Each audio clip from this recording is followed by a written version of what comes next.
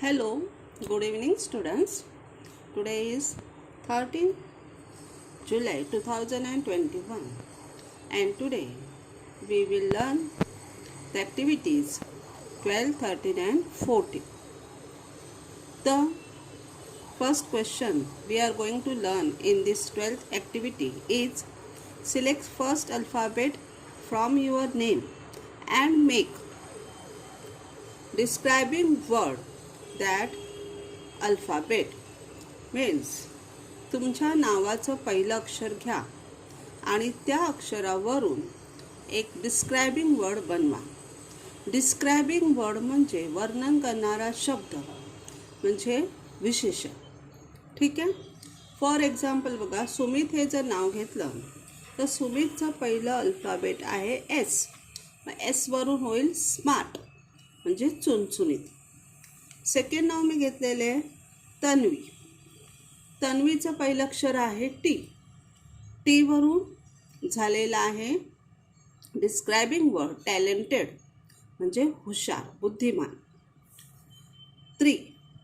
त्रीमध्ये मी घेतलेलं आहे नाव माझं स्वतःचं हिल्डा.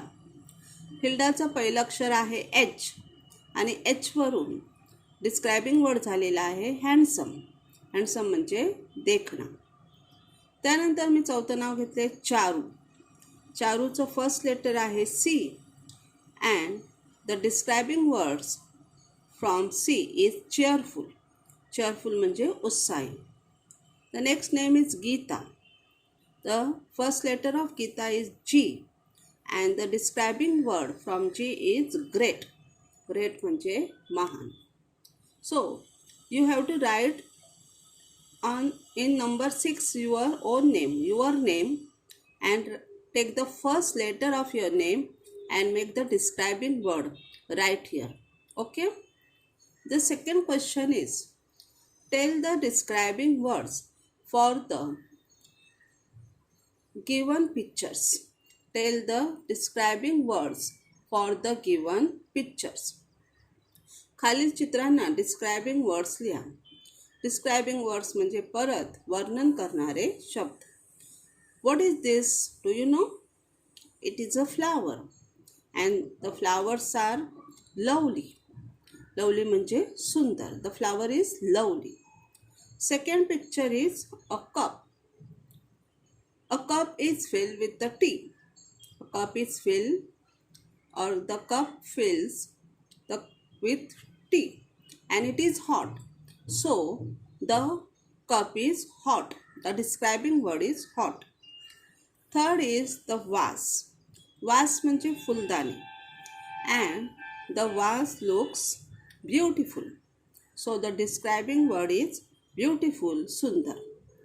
फ्लावरसाठी आपण घेतलं लवली, सुंदर. कपसाठी आपण घेतला चहा असल्यामुळे तो हॉट आहे, गरम. वास म्हणजे फुलदाणीसाठी आपण डिस्क्रायबिंग वर्ड घेतला ब्युटिफुल म्हणजे सुंदर. ब्युटिफुल का आहे फुलदाणी? तर त्याच्यावर छानशी नक्षी आहे. नेक्स्ट पेज आहे ॲक्टिव्हिटी 13. ती आजची आहे. ॲक्टिव्हिटी 12 कालची होती. काल आपला तास नसल्यामुळे आज मी आजची आणि उद्याची ॲक्टिव्हिटी घेणार आहे, कारण उद्या पण आपला तास नाही आहे. Ask questions to 5 of your friends. तर खाली जे छोटंसं टेबल दिलं आहे त्यातील शब्दांचा उपयोग करून तुमच्या फ्रेंड्सला कमीत कमी 5 तरी प्रश्न विचारा.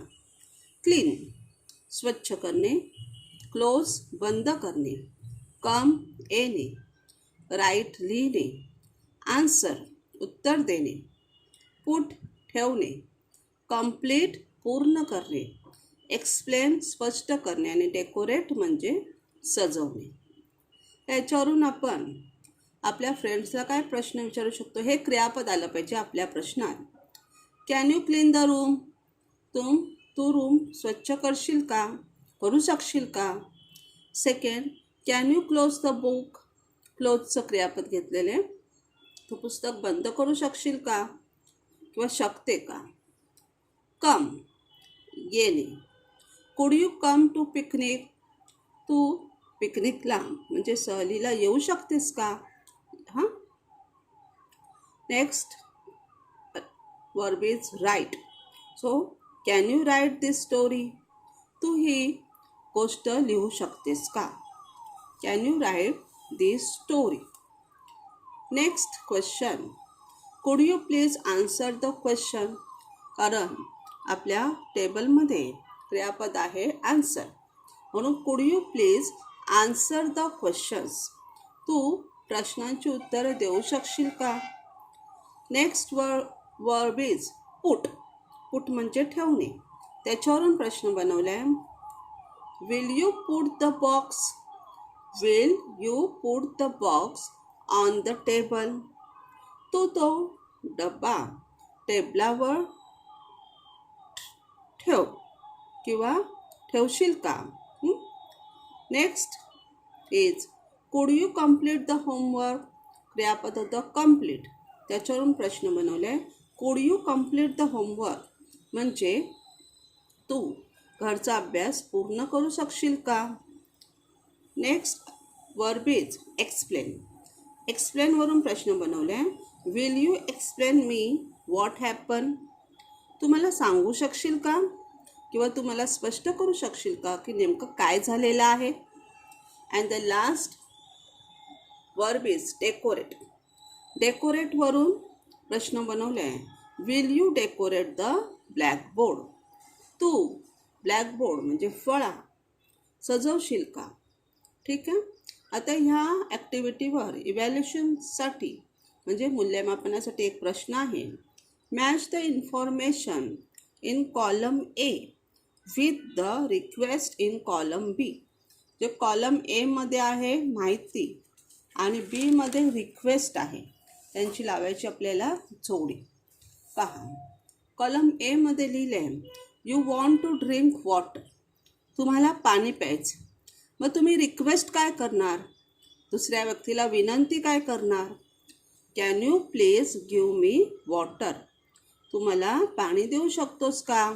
असं आपण दुसऱ्या व्यक्तीला म्हणणार जेव्हा आपल्याला पाणी प्यायचं असेल तेव्हा. Second, Anuj wants to use mobile phone of his friend. अनुजला त्याच्या मित्राचा मोबाईल फोन वापरायचा आहे. त्यावेळेस अनुज त्याच्या मित्राला रिक्वेस्ट काय करेल? What request Anuj will do to his friend? Will you give me your mobile phone please? Will you give me your mobile phone please? तो मित्राला म्हणेल तू कृपया तुझा मोबाईल फोन मला देशील का? जर त्याला मित्राचा मोबाईल फोन वापरायचा असेल तर. तिसरं सेंटेन्स आहे I need to examine cavity. Cavity म्हणजे कीड. मला ती जी कीड आहे ती तपासायला हवी. असं जर डॉक्टरांना म्हणायचं असेल तर डॉक्टर रिक्वेस्ट काय करतील? Will you open your mouth please? Will you open your mouth please? तुम्ही तुमचं तोंड उघडाल का? कृपया तुम्ही तुमचं तोंड उघडाल का? तोंड उघडल्यावर कळेल ना त्या पेशंटच्या दातात कुठे कॅव्हिटी झाली आहे, कुठे कीड लागली आहे. The last sentence is teacher needs more copies of project. शिक्षकांना प्रोजेक्टच्या प्रकल्पाच्या जास्त कॉपीज पाहिजेत, प्रती पाहिजे. त्यासाठी शिक्षक काय रिक्वेस्ट करतील? Could you make 6 copies of this project? Could you make 6 copies of this project म्हणजे तुम्ही ह्या प्रकल्पाच्या 6 प्रती बनवाल का? बनू शकाल का? कुड you make 6 copies of this project म्हणजे तुम्ही या प्रकल्पाच्या 6 प्रती बनवू शकाल का? अशी रिक्वेस्ट शिक्षक करतील. तर तुम्हाला हे दोन्ही कॉलम लिहायचे. कॉलम एमध्ये सेंटेन्स आहे आणि बीमध्ये रिक्वेस्ट आहे. तर ती वाक्य समोरासमोर आली पाहिजे. आता ॲक्टिव्हिटी 14 आहे उद्याची. Arrange the sentences in the order of incidence happening in the story. म्हणजे त्यांनी सांगितले की त्या गोष्टीमध्ये जशा घटना घडल्या त्या घटनेप्रमाणे तुम्ही ह्या वाक्यांचा क्रम लावा. Do you remember the story which we had learn in 6th standard? आपण 6व्या इयत्तेत एक गोष्ट शिकलो होतो, टीट फॉर टॅट. आठवते का? त्यामध्ये एक जॅकल असतो, कॅमल असतो आणि त्यांना म्हणजे त्या उंटाला आणि त्या कोल्ह्याला जायचं असतं. उंटाला जायचं नसतं, ॲक्च्युली कोल्ह्याला जायचं असतं ऊस खाण्यासाठी नदी पार करून शेतात. पण त्याला नदी पार करता येत नाही, म्हणून तो उंटाला सांगतो की चल आपण जाऊया दोघं. आणि उंट नको नको म्हणताना तो कोल्हा त्याला तयार करतो आणि शेवटी उंटाच्या पाठीवर बसून तो नदी पार करतो आणि शेतात जाऊन काय करतो, ऊस खातो आणि दोघंही खातात. ही गोष्ट आठवली का तुम्हाला, टीट फॉर टॅट?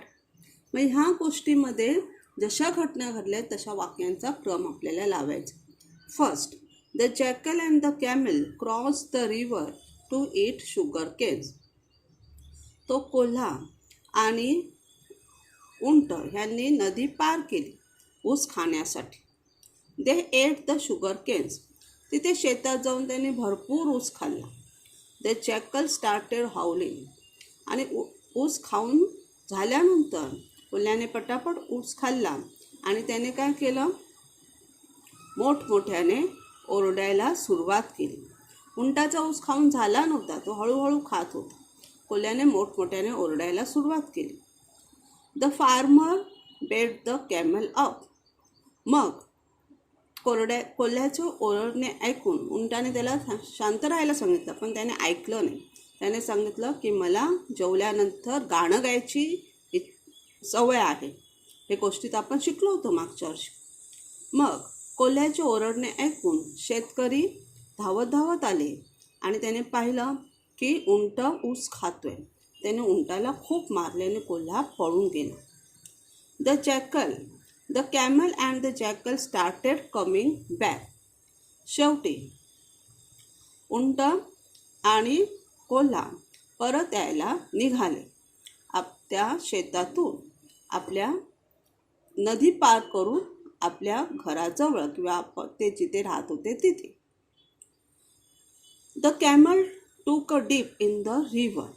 आणि नदीच्या मधोमध आल्यानंतर उंट त्या नदीच्या पाण्यात बसू लागला किंवा तो बसला. कोल्हा होता त्याच्या पाठीवर. उंट बसल्यामुळे उंट काही पाण्यात बुडाला नाही, पण कोल्हा पाण्यात बुडाला आणि तो पाण्यात पडला. The naughty jackal learned his lesson. आणि अशा प्रकारे तो खोडकर कोल्हा जो होता त्याला त्याचा धडा मिळाला. कारण कोल्ह्याने आधी उंटाला फसवून नदी पार करून तो शेतात गेला. त्याने पटापट ऊस खाल्ले आणि ऊस खाल्ल्यानंतर त्याने शेतकरी यावेत म्हणून मोठमोठ्याने ओरडला आणि उंटाला तो म्हणाला की मला गाणे गायची सवय जेवल्यानंतर. मग शेतकऱ्याने येऊन उंटालाच पकडला आणि मार दिला आणि त्यावेळेस कोल्हा पळून गेला. पण ज्यावेळेस उंटाने ठरवलं की ह्याला आपण धडा शिकवायचा आणि उंट परतीच्या प्रवासात त्याला घेऊन गेला त्या नदी पार करण्यासाठी. आणि त्यावेळेस उंट नदीच्या मधोमध आल्यानंतर मुद्दाम पाण्यात बसतो, कारण त्याला कोल्ह्याला धडा शिकवायचा असतो. पाण्यात बसल्यावर उंट काही बुडत नाही, कोल्हा बुडतो आणि तो पाण्यात पडतो. कसा बसा तो पाण्याच्या बाहेर येतो आणि उंटाला म्हणतो तू असं का केलं असतं. उंटही त्याला उत्तर देतो की ज्याप्रमाणे तुला जेवल्यानंतर गाणं गायची सवय आहे त्याप्रमाणे मला जेवल्यानंतर पाण्यात बसायची सवय आहे. आणि अशा प्रकारे उंटाला त्याचा धडा मिळतो. विद्यार्थी मित्रांनो, इथेच आपला आजचा तास संपत आहे.